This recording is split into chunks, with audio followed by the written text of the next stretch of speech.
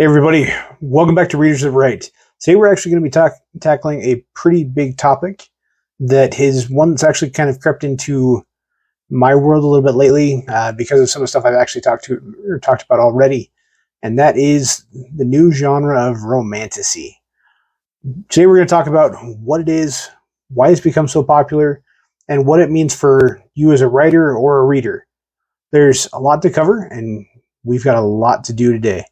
So let's start off with what is Romantasy? What does the actual genre mean, and where did it come from? So, as many of you know, I'm sure we've got a lot of fantasy fans and some romance fans here as well. Typically, the two genres have flirted for a long time, bringing some fantastical elements into a romance or some romance into a fantasy, but typically either the hero's journey that's super common in fantasy is supported by a subplot of romance, or in the reverse case, the romantic plot may have a small bit of hero's journey as a subplot. And in the last few years, we've seen a rise of books like Fourth Wing and Court of Thorns and Roses. Holy cow, that was a tongue twister. I see why everybody calls it ACOTAR. But at first, these stories didn't really have a genre. They get shoved either into fantasy or into romance, even though both plots were actually intertwined. So what's become defined as Romantasy is where both the hero's journey plot that's super common in epic fantasy is equal to the romantic plot. And a lot of times those two plots will intertwine to the point where sometimes it's hard to tell which plot point you're hitting. That's kind of the point. And this seamless blend of romance and fantasy has become extremely popular lately because it's kind of the middle ground for people who want more romance but are fantasy fans, or the people who want the more mystical and ethereal but are romance readers and romance fans. And I think it's actually been fantastic. It's been really cool to see people migrating between the two genres more freely because of Romantasy.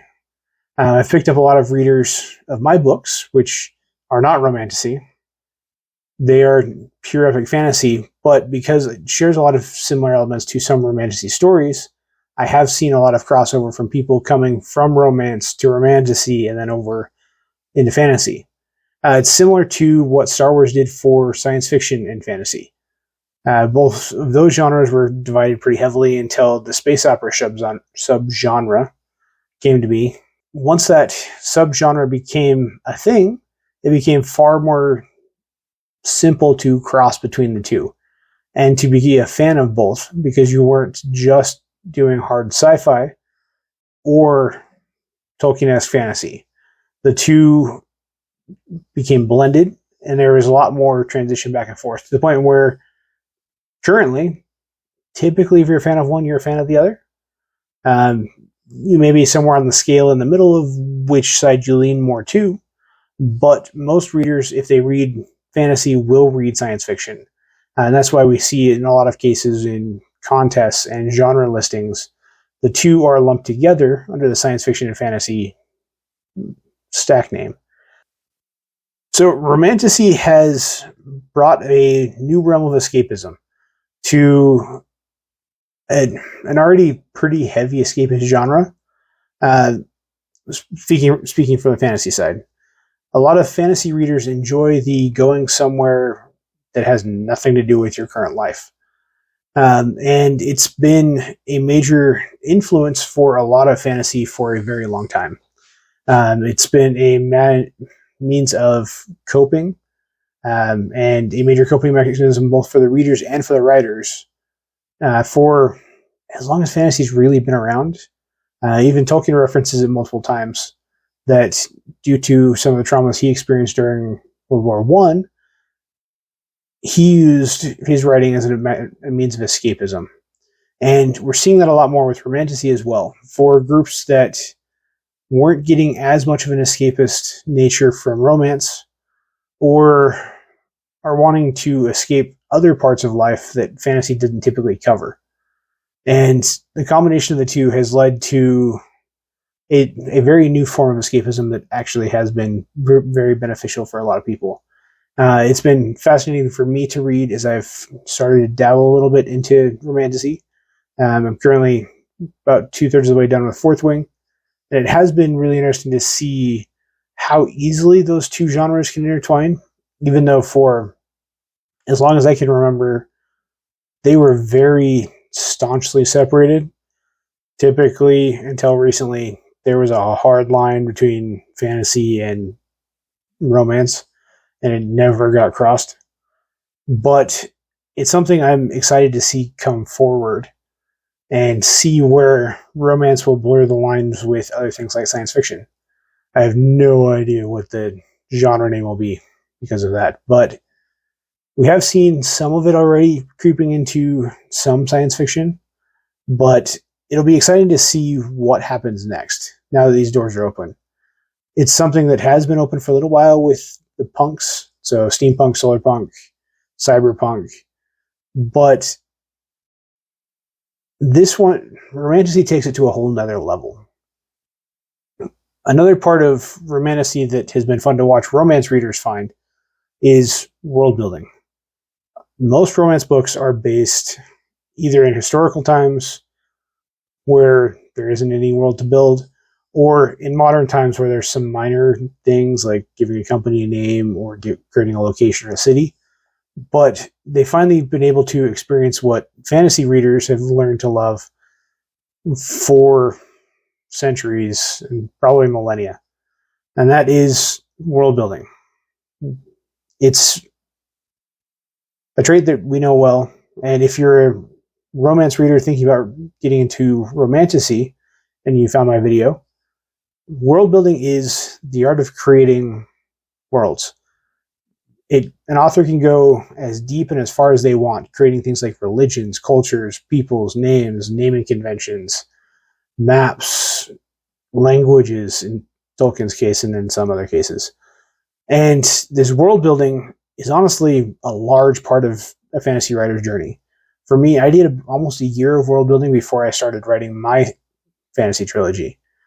And it's something that that Romantasy has not skimped on, at least as far as Fourth Wing is concerned. The author did their homework, and I apologize, the name just escaped me. I can picture it, but for some reason it is not coming. That author did their work when it comes to world building. That is a fantastic world. And as a fantasy junkie, I want to know more. I want to see where it's going. I want to see the twists and the epic tales and all of the cool stuff that they've done with that world. And it's really cool to see it layer with the romance elements. I don't want to spoil Fourth Wing, but there are direct world building elements that tie directly to the actual romance elements of the story. And that author does a fantastic job playing them off each other, so that the world building and the culture and everything that's involved directly affects the romance story. And if you haven't read it, I highly recommend Fourth Wing. ACOTAR is the next one on the list. I still have a bunch of other stuff I need to do as well. So, well, I think there's actually a second book of the Fourth Wing series. That will come before ACOTAR, and then we'll jump into it. But I've also got a lot of Warhammer stuff that I'm still trying to catch up on. Plus, Brandon Sanderson's got a novel coming out this year, so it's going to be crazy trying to fit in all the stuff that I want to read.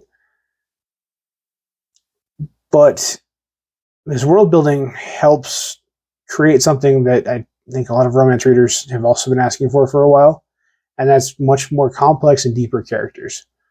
While there are some good characters in romance novels, and I've read a few, but a lot of those characters aren't what I remember from the romance novels that I've read in the past. The actual characters themselves seem to be more of a means to bring the plot along than to actually get it to where it needs to go.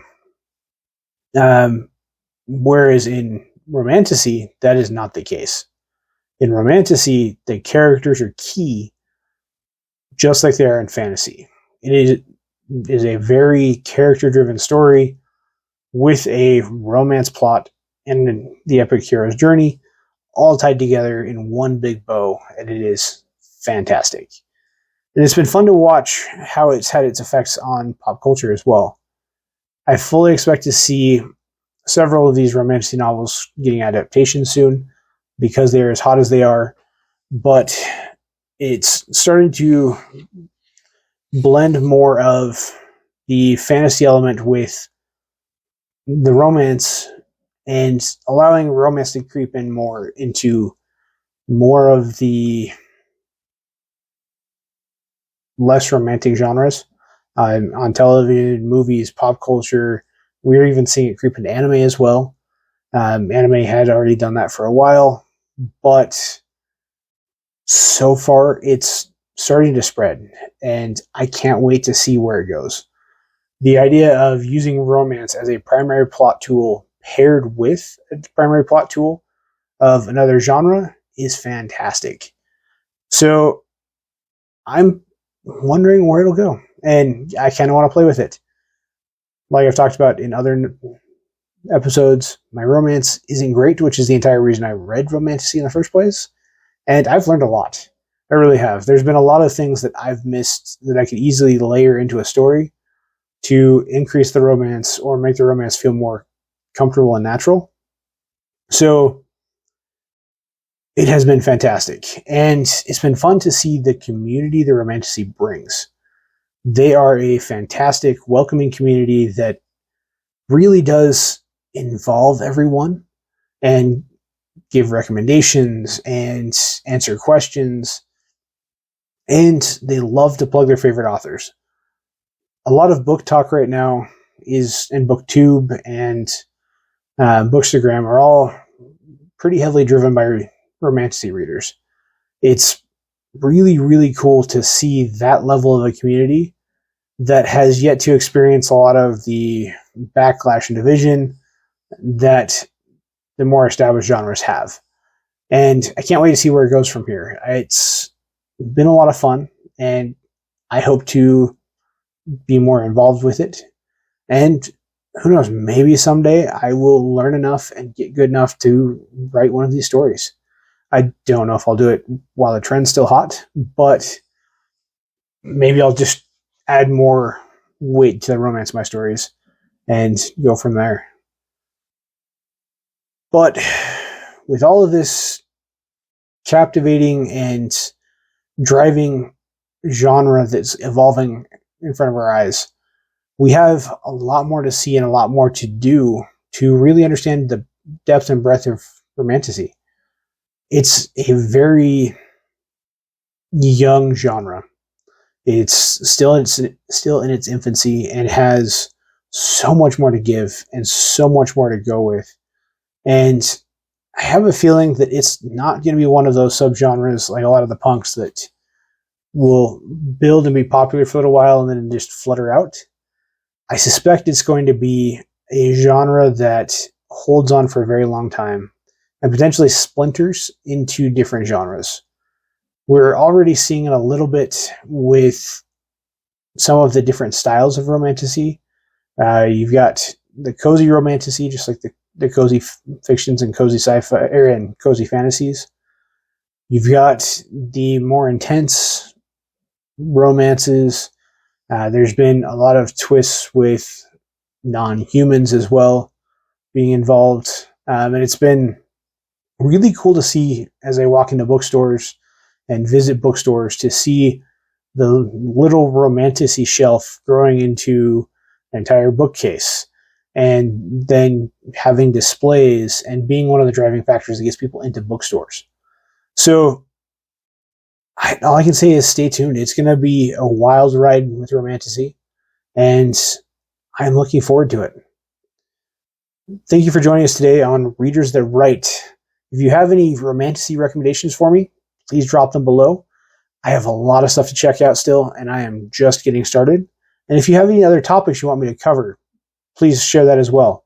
And don't forget to like and subscribe so that you can be a part of this community as well and help me grow and share our love for reading and writing with the world. And also, don't forget to ring that little bell down in the corner so that you get notified anytime we've got new episodes. We'll be covering a lot of really cool stuff. We actually have a couple really cool interviews coming up as well with some of my author friends, and I'm super excited to share that with you as well. And until next time, keep reading.